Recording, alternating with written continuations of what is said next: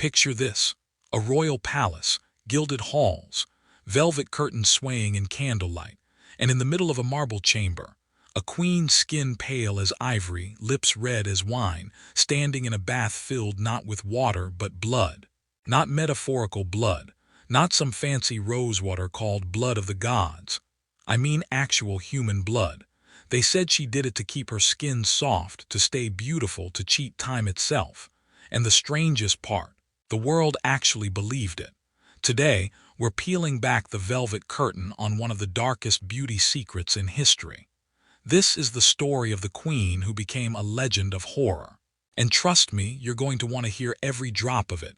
Our main character, Elizabeth Báthory, noblewoman, countess. The Blood Countess, as people would later call her. Now on the outside, she had the life most people in 1600s Europe could only dream of. She was ridiculously rich. She lived in sprawling castles. She owned more land than some kings.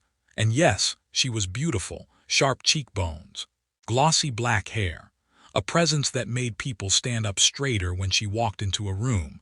But under all that lace and silk, there was something else. Because Elizabeth wasn't just famous for her beauty. She was infamous for how far she'd go to keep it. And the whispers, oh, they were vicious.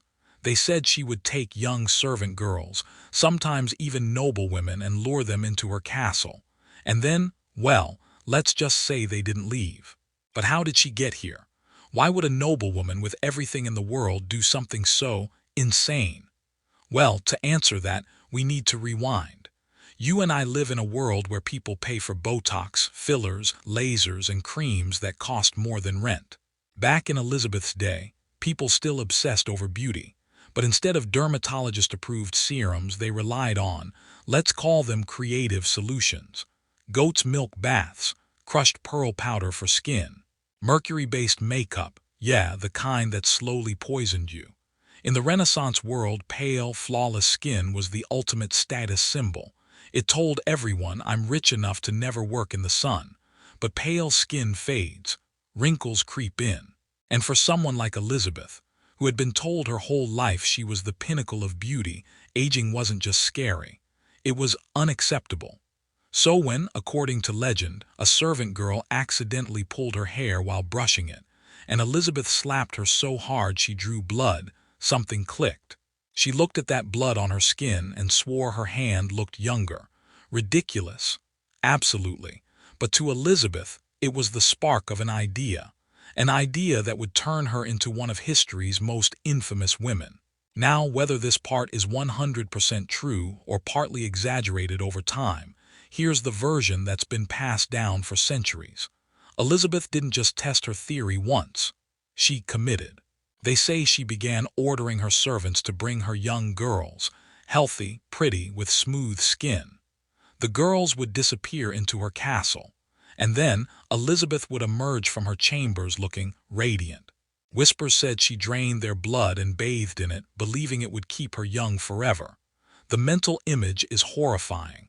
Candlelight glinting off a tub of crimson, steam rising, the Countess sinking into it with the calm of someone soaking in lavender water. And while some of this is almost certainly myth, here's the chilling truth. Elizabeth did have a disturbing habit of torturing her servants. Survivor accounts describe her beating them, burning them, even covering them in honey and leaving them outside for insects to devour. Blood baths or not, she was cruel. But here's where it gets interesting. See, Elizabeth Báthory didn't live in a vacuum. She was a powerful woman in a time when powerful women made powerful enemies. Her lands were valuable. Her family connections made her a political threat. So some historians believe the blood-bathing rumors were part smear campaign, part truth. Think about it. You want to take down a noblewoman.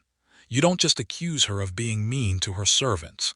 You accuse her of murdering hundreds of girls and bathing in their blood like a vampire. It's scandal, it's fear. It's an excuse to arrest her and take her stuff. And that's exactly what happened. In 1610, authorities stormed her castle. The official report: they found tortured girls, some dead, some barely alive. Witnesses claimed she'd killed over 600 people. 600. Was that number exaggerated Probably, but it didn't matter. She was put on trial, though as a noblewoman she was never actually put in the courtroom. Instead, she was sentenced to life imprisonment. Not in a dungeon, not in exile, but bricked into a small set of rooms in her own castle. No windows, just a slit for food. And there she stayed for 4 years until she died. Today, we'll never know if Elizabeth really bathed in blood or if it was the medieval version of a hit piece. But the image stuck. It's been retold in books, plays, horror movies. She's been called the real-life inspiration for Count Dracula. And whether she was a sadistic killer, a victim of politics, or both, one thing's certain. Elizabeth Báthory became more than a person. She became a myth, a symbol of vanity pushed to monstrous extremes. And here's the twist. You ready? For all her obsession with staying young forever, she's remembered now not for her beauty but for her crimes. Talk about irony. So next time someone tries to sell you an age-defying skincare hack, maybe check if it involves, human blood. Because history shows some beauty tips are better left in the past.